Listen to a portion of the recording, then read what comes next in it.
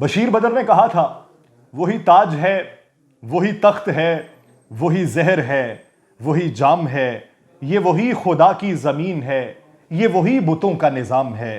بڑے شوق سے میرا گھر جلا، کوئی آنچ تجھ پہ نہ آئے گی۔ یہ زباں کسی نے خرید لی، یہ قلم کسی کا غلام ہے۔ یہاں ایک بچے کے خون سے جو لکھا ہوا ہے اسے پڑھیں۔ تیرا کیرتن ابھی پاپ ہے، ابھی میرا سجدہ حرام ہے۔ میں یہ مانتا ہوں میرے دیے تیری آندھیوں نے بجھا دیے، مگر ایک جگنو ہواؤں میں ابھی روشنی کا امام ہے۔ میرے فکر و فن تیری انجمن، نہ عروج تھا نہ زوال ہے۔ میرے لب پہ تیرا ہی نام تھا، میرے لب پہ تیرا ہی نام ہے۔ ناظرین، میں ہوں یاسر رشید اور آپ میرا ولاگ دیکھ رہے ہیں۔ ناظرین، ملکی سیاست اس نہج تک پہنچ چکی ہے کہ تمام بڑے نے بیٹھ کے فیصلہ کر لیا ہے کہ پاکستان تحریک انصاف کے خلاف ایک منظم حکمت عملی اپنائی جائے گی اور اس کے بعد فیصلہ کیا جائے گا کہ پی ٹی آئی کے ساتھ کرنا کیا ہے۔ یہ خود کو بہادر ہونے کا لقب دینے والے یہ سارے بیٹھے ہیں اور یہ سوچتے کیا ہیں کہ اپنے مخالف کو کس طریقے سے دبایا جائے گا، کس طریقے سے اس کے گرد گھیرا تنگ کیا جائے کہ انہیں کھیلنے کے لیے مواقع فراہم کیے جا سکیں۔ بہادری یہ نہیں ہوتی، بہادری یہ ہوتی ہے کہ آپ اتنا ہی زور بازو رکھتے ہوں جتنا آپ کے مخالف کے پاس ہے، آپ کے پاس بھی کھیلنے کے اتنے ہی مواقع ہوں جتنے آپ کے مخالف کے پاس ہیں، آپ بھی میدان میں اترتے وقت اپنے مخالف پر دباؤ ڈالنے کے لیے کسی دوسرے کی امداد کا انتظار نہ کرتے ہوں۔ یہ ہوتی ہے لیول پلینگ فیلڈ۔ یہ نہیں ہوتی کہ ملکی جماعتیں 13 اکٹھی ہو جائیں، بیٹھ کے فیصلہ کریں اور فیصلہ کرنے کے بعد اس نہج تک پہنچیں کہ پاکستان تحریک انصاف کو کس طریقے سے کالعدم قرار دیا جائے گا۔ مجھے ایک بات بتائیے، آج عمران خان صاحب نے عدالت کے اندر اپنے کیسز کی تعداد بتائی کہ ان کے اوپر کیسز کتنے ہیں۔ ان کا یہ کہنا ہے کہ میرے اوپر کیسز کی اتنی بھرمار ہو چکی ہے کہ 143 کیسز ہو چکے ہیں۔ 143 کیسز کو بھگتنا کتنا مشکل کام ہے یا کتنا آسان ہے، یہ آپ لوگ بہتر جانتے ہیں۔ کتنے لوگ ایسے ہیں جن کو سزائیں ہوئی ہیں، کتنے کیسز ایسے ہیں جن کے اندر باقاعدہ طور پہ جرم ثابت ہوا ہے؟ بتائیے۔ میاں محمد نواز شریف صاحب پہ کیس چلا تھا، سزا ہوئی۔ آپ نے عمران خان پہ کیسز چلائے، کتنے کیس ایسے ہیں جس کے اندر انہیں سزا ہو چکی ہے؟ اس کا حساب دیجئے۔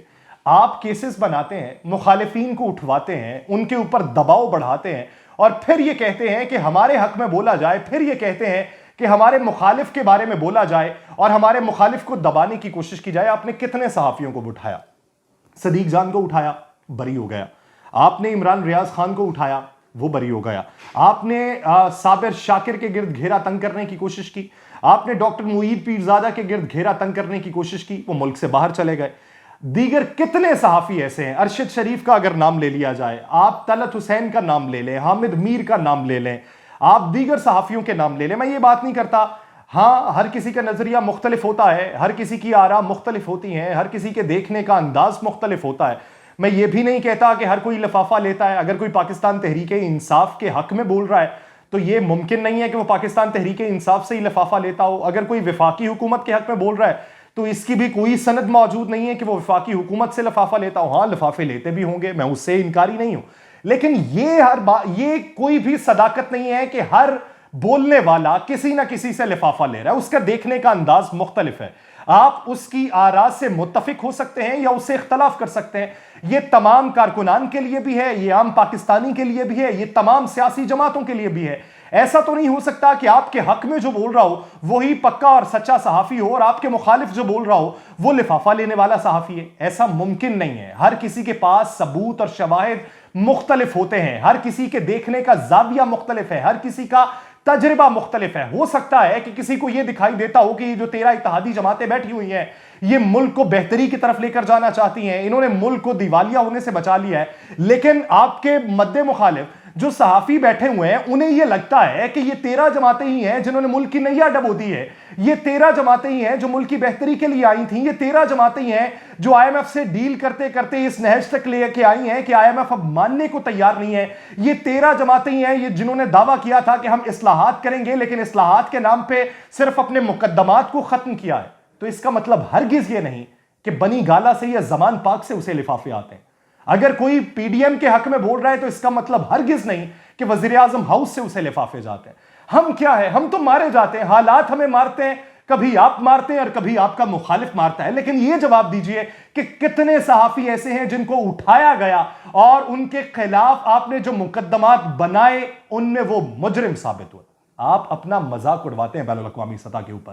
آپ آزادی اظہار رائے کو دبانے کی کوشش کرتے ہیں. آپ یہ دیکھیے کہ مخالف صدیق جان کے بہت مخالف ہیں, صحافیوں میں موجود مخالف ہیں, لیکن جب صدیق جان کی گرفتاری کا معاملہ آیا تو جو اس کے مخالف تھے سارے شاہراہوں کے اوپر موجود تھے, اپنا احتجاج ریکارڈ کروا رہے تھے. یہ آپ کے لیے پیغام ہے, یہ آپ کے لیے پیغام یہ ہے کہ کوئی اگر آپ کے حق میں بولتا ہے تو اس کا ہرگز مطلب یہ نہیں کہ آپ صحافی کمیونٹی میں سے کسی کو اٹھائیں گے تو وہ اس کو سراہتا پھرے گا. ایسا نہیں ہو سکتا.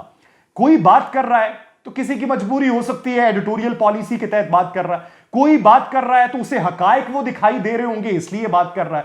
کوئی بات کر رہا ہے تو ہو سکتا ہے کہ آپ کے دور میں اس نے خوشحالی دیکھ رہی ہو تو اس لیے وہ اس کے حق میں بات کر رہا ہے. یہ تفرقے کو مٹانے کی کوشش کیجئے.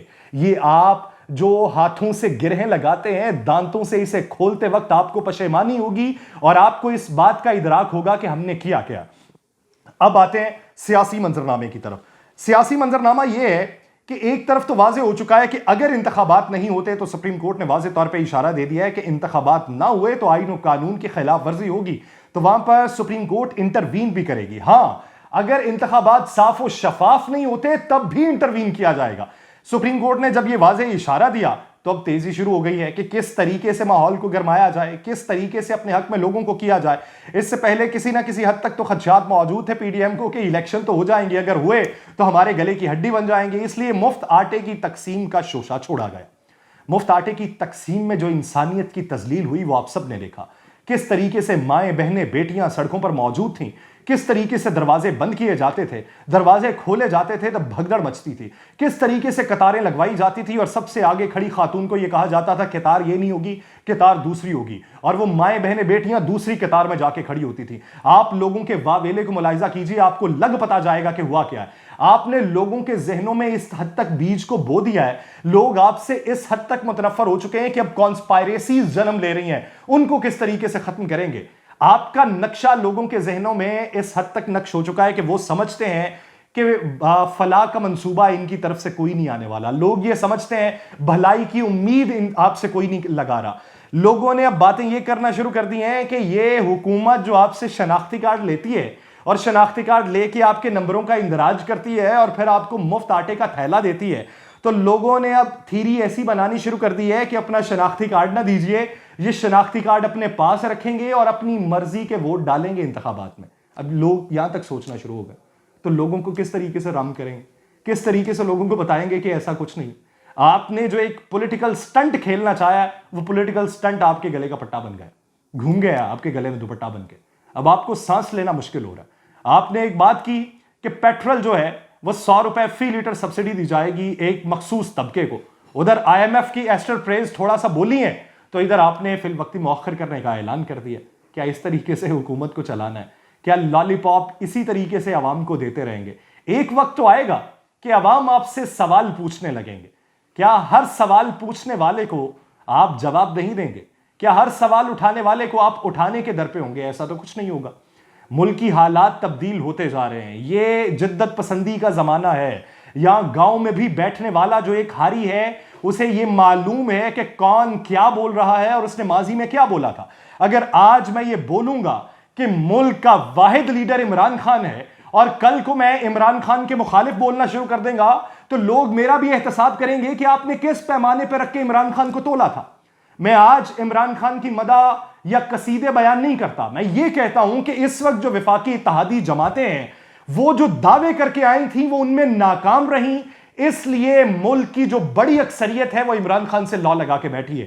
اور عمران خان کو ناکام کرنے کا واحد ایک طریقہ ہے کہ آپ اسے اقتدار دے دیں اور وہ گورننس اچھی نہ کر سکے, تبھی آپ عوام کے ذہنوں سے اس کی مقبولیت کو ختم کر سکتے ہیں.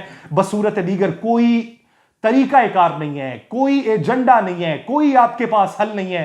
آپ اسے پابند سلاسل کر دیں, یہ جو 143 کیسز ہیں یہ 543 بھی ہو جائیں, اس کی پارٹی کو بلیک لسٹ کر دیں, تب بھی عوام جو ہے آپ کے خلاف بولتی رہے گی. لوگ آپ سے آٹا لے کے جائیں گے اور آپ ہی کے خلاف باتیں کریں گے کہ جس طرح کہ آپ نے انتظامات کیے تھے. لوگ آپ 100 روپے فی لیٹر سبسڈی دیں گے تو لوگ آپ سے باز پرس کریں گے کہ یہ جو 100 روپے فی لیٹر آپ سبسڈی دے رہے ہیں، عالمی منڈی میں تو $68 فی بیرل پہ قیمت پہنچ چکی ہے، تو آپ کس طریقے سے سبسڈی دے رہے ہیں؟ آپ کو تو کلی طور پہ قیمت کو کم کر دینا چاہیے تھا۔ آپ سبسڈی دینے کی باتیں کریں گے تو لوگ آپ سے یہ پوچھیں گے کہ روس سے آپ نے جو سستے داموں تیل لینا تھا، کدھر ہے وہ تیل؟ لوگ آپ سے پوچھیں گے کہ آزمائشی بنیادوں کے اوپر آپ نے جو آئل ریفائنریز کمپنیز میں اس کو ریفائن کرنا تھا، کدھر کیا ہے ریفائن آپ نے؟ لوگ آپ سے یہ پوچھیں گے کہ اگر I am F Sri Lanka جیسے ملک کو $2.9 بلین کی امداد کا اعلان کر رہا ہے تو ہمارے ملک میں امداد کا اعلان کیوں نہیں ہو رہا؟